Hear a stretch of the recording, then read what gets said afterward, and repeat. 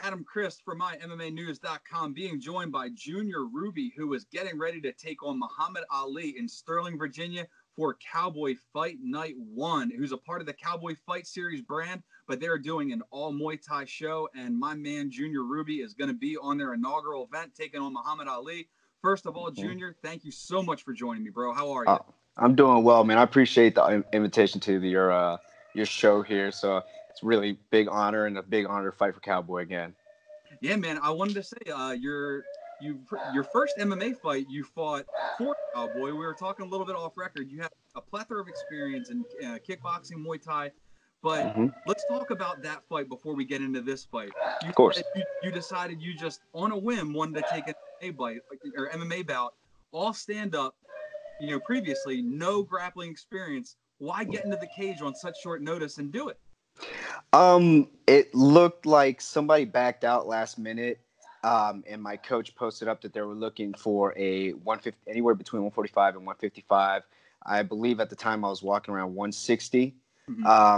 So I had been going through a lot of personal stuff and I was angry. So I was like, you know what? Let me jump on the card, whatever. I'll be able to slug it out with somebody and then walk out of there happy.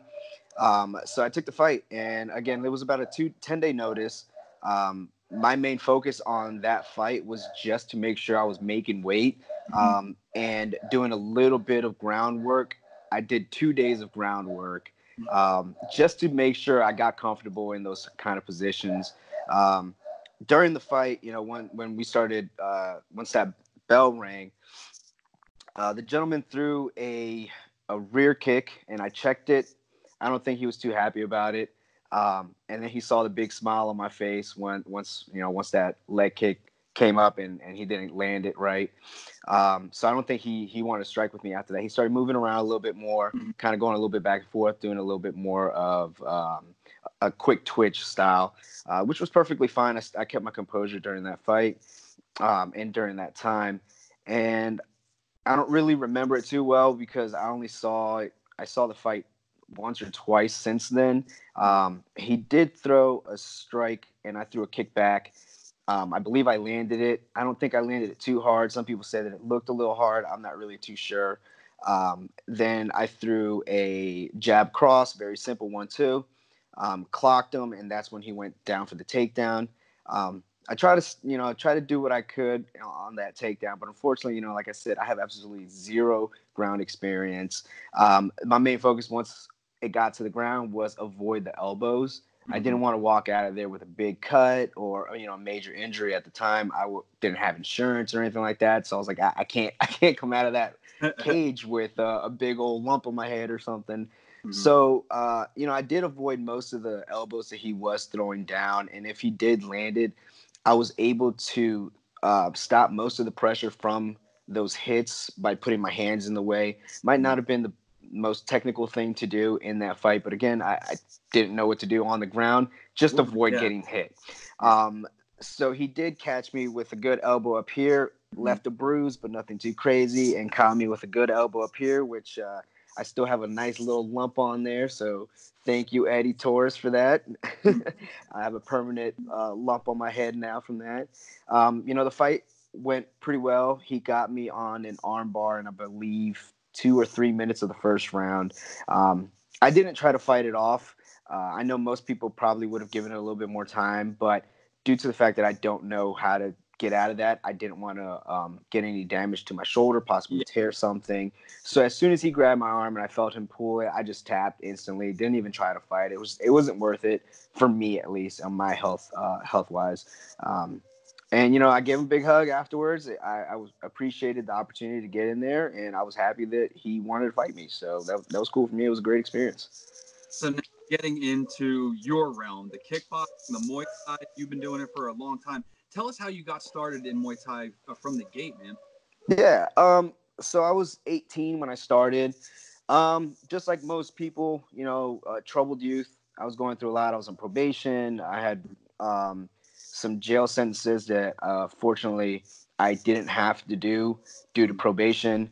And I grew up in a rough neighborhood, so Once I turned 18, I went into a simple LA boxing at the time, which is, I believe they were bought out by UFC Gym now. Mm-hmm.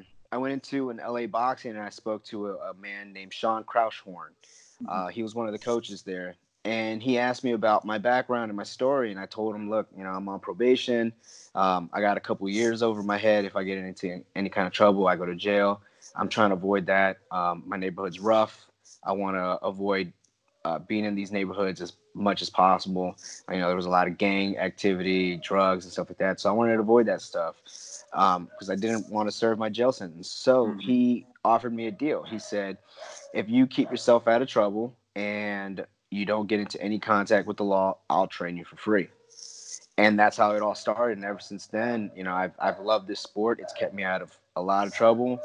It's kept me very healthy. I've been able to pass forward my knowledge in this sport to other students. So I'm very fortunate for Muay Thai, and it's definitely helped me out a lot. And just not just as a fighter, but as a person, I'm becoming a much better person thanks to this. That's awesome. I really like hearing those stories, especially when Mark brings out the best in people, brings them out of their situation. But moving on to the bout itself with Muhammad Ali, out of all names, a fighter named Muhammad Ali. So, yeah, it's a cool name. Yeah, right. So, like I said, getting into the bout with him, what do you know about him as a fighter? I know he's a scrappy dude. I know he loves to get in there and bang. He's not scared to get hit. He's not scared to return fire. He'll stand in there in the pocket and slug it out with me, or he moves a lot. I've seen him fight a few times. I believe he has a very good jab. He's a quick kid. I mean, he's got the youth on me at this one. He's 10 years younger than me. Yeah. So he can move a lot. I know that for a fact. I don't know if he's been training since the last Cowboy. I do know he's taking this fight on a short notice, and I appreciate that. I hope he's been training since then. I wouldn't want to fight a fighter who feels like he's not up to par to fight, but is just taking the fight just because, to get some kind of recognition or something. I mean, I really appreciate it, but I really hope he's 100% for this fight. Expect this fight to it's going to be slug. I mean, we're going to slug it out. So I know he's going to be happy about it, and so am I. And I'm just going to enjoy being able to stand up and actually slug it out with somebody for, I believe it's going to be 6 minutes for this fight, 2 or 3 2-minute rounds. So that's going to be fun. I don't know all the rules yet as far as if we're going to do full tie or we're going to modify that. I would prefer full tie. That's what I do. That's what I love. But I'm not opposed to any modifications if we need to, just to make sure this fight gets going. Now, have you adjusted your training camp for Muhammad at all? Like you said, you've seen a little bit of his fight. Have you taken a little bit of notes and then put it into your training camp without giving too much of your game plan away? No. Everyone knows me as very traditional. I keep my traditional style. I won't change it or adjust it for nobody because I know what I'm good at.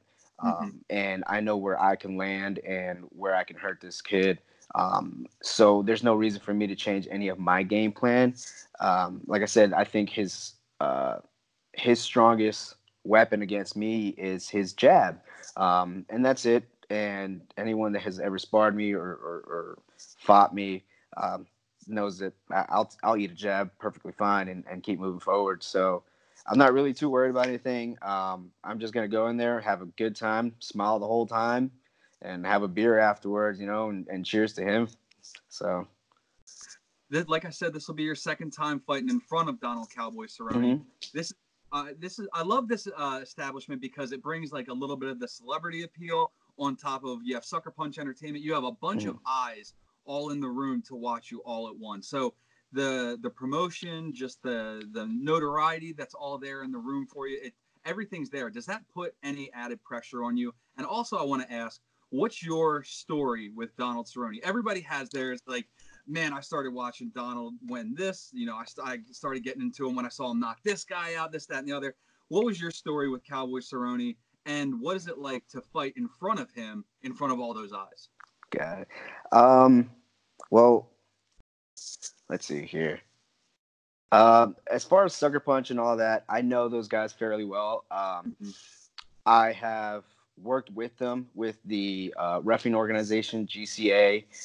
So I've been around these guys. I know David Arvello and all of them. Pretty close guys, you know, and we're all cool. So as far as like the celebrity stuff, it's not a big issue to me. Right. I've met Donald before. I've shaken his hand. We've had a beer or two here or there. Right. So having him there, it's cool, but there's no added pressure on that. No. I mean, I don't think there's going to be any big name guys other than Donald himself there this time. I mean, there might be a few local pros, which is always awesome. I know last time we had Miranda Maverick, we had Cosmo Alexander there.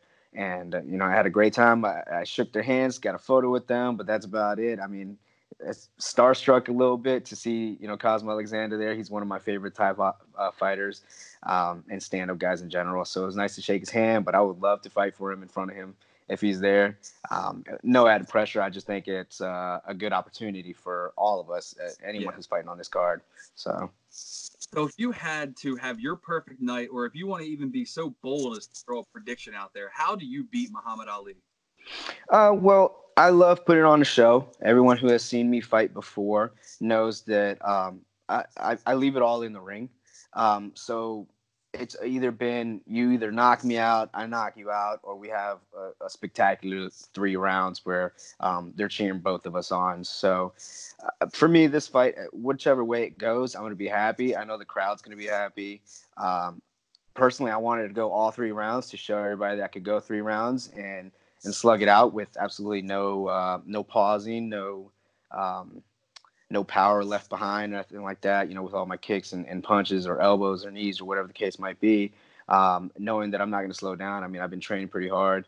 I want this fight, whether it's with Muhammad or anybody else. Like I said, you know, I was going through a lot recently, you know, where I was homeless earlier this year.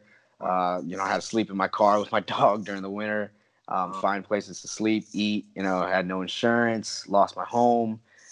Went through a lot, you know, and this fight here, I'm not losing anything. I'm gaining. Whether, you know, I don't care if I lose the fight or not. I don't lose anything mentally. I'm coming out of this fight stronger. So doesn't matter how it goes. Any final words you want to say to the fans that will be there live, the fans that will be tuning in, as well as your opponent, Muhammad Ali? Well, you know, everyone who's coming out, be happy that, you know, like, there's these opportunities, whether you're just a spectator or an athlete. There's a lot of opportunities, man, and you got to take advantage of that. Expect a good show. I mean, there's a lot of good fighters on this card. I know from experience working with a lot of these guys, man, it's going to be a technical fight, and a lot of good show class and sportsmanship, whether it's through Disciple MMA, Lotus Thai Boxing. I believe he's from Trident. Everyone there is really respectful, and it puts a different showcase for spectators. A lot of people think that, you know, being martial artists or fighters, everyone's either aggressive or an asshole or something like that. In the Thai world, we're very respectful people. We love everybody. We just happen to slug it out for a couple of minutes in a ring, but afterwards it's always love. So yeah. And then as far as Muhammad Ali, man, bring it. Have some fun out there. And I know you're a little young, so I won't have a beer with you, but you know, hugs. It's all love, man. It's all love. But for those 6 minutes, one of us is probably gonna go to sleep. I love it, man. Well, Junior, I wish you the best of luck, man. I appreciate you taking the time, and we will see you at Cowboy Fight Night 1. Yeah, man. Appreciate it, Adam. You have a good night.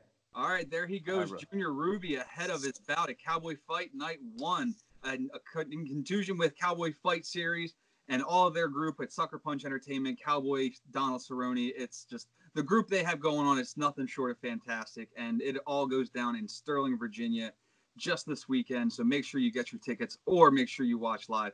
For Junior Rubi, I'm Adam Christ. Make sure you keep it locked to mymmanews.com for all your fight news needs.